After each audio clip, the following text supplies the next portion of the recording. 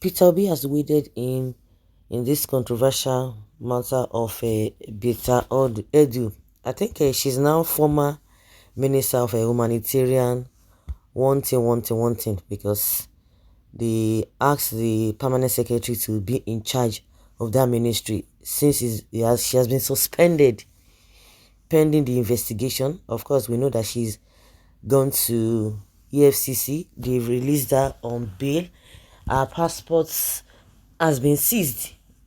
But to make matter worse, another person has been appointed to replace her. So automatically, Uti law, it don't go be that. Well, the presidential candidate of the Labour Party at the 2023 presidential general election, Peter Obi, has reacted to the recent suspension of the Minister of Humanitarian Affairs and Poverty Alleviation, Beta Edu.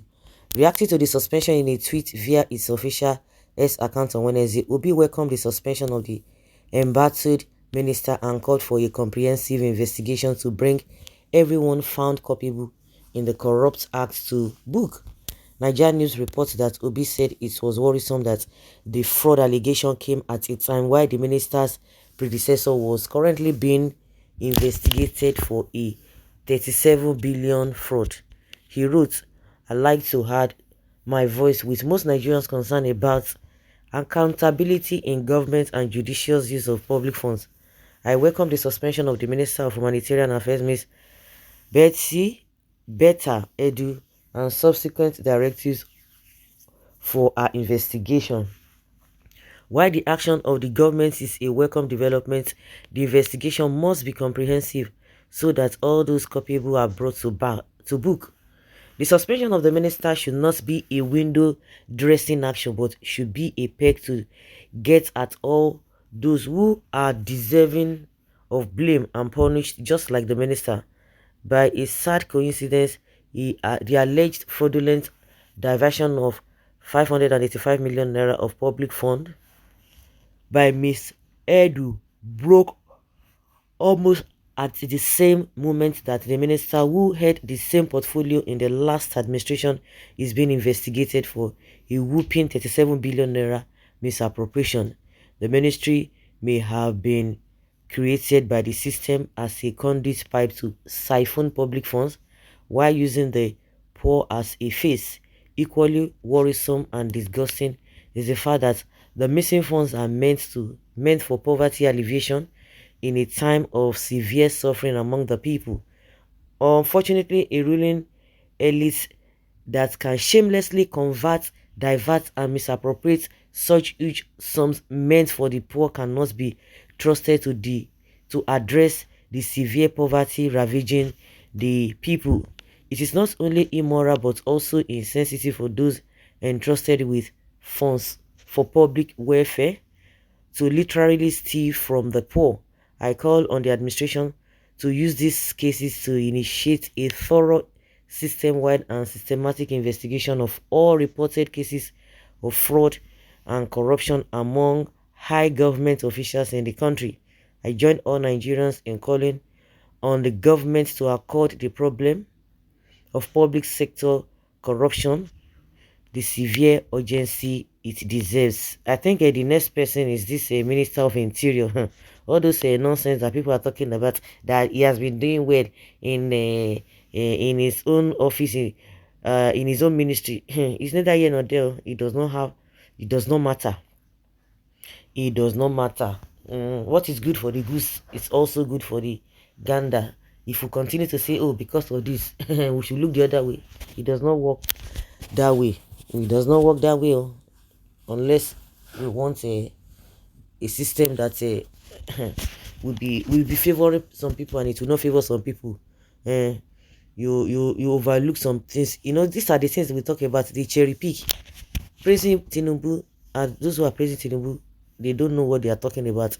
It's all about this lack of deep thinking. They just those kind of people, they don't think things deeply. They just think things at the surface, and that is it. If somebody is not thorough, you want to take that person serious, it doesn't work that way. It doesn't work that way. That is the cuckoo. Obi is not biased. Each time he sees good, he always comment, but evil he will always criticize. Very straightforward. That is how they finish contribution pension fund to render retired people useless. And the same people will still be supporting them.